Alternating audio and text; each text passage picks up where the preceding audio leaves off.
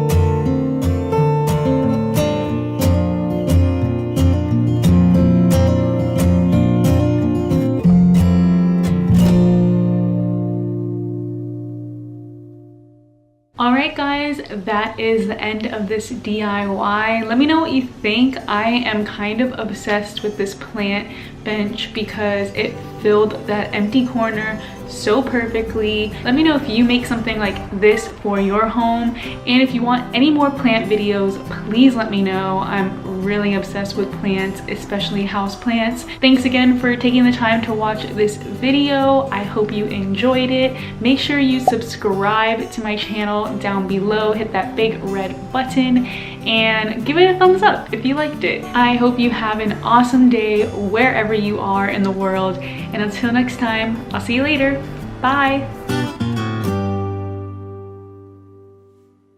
Make sure you subscribe to my wife's channel down below, wherever the bell or the button thing is. I don't know how this thing works, but subscribe to her. Make sure you follow her. She's got some great content coming out, whether it's with fashion, home decor, or just things she likes to do. So subscribe, follow her, and stay tuned for more. Shoots!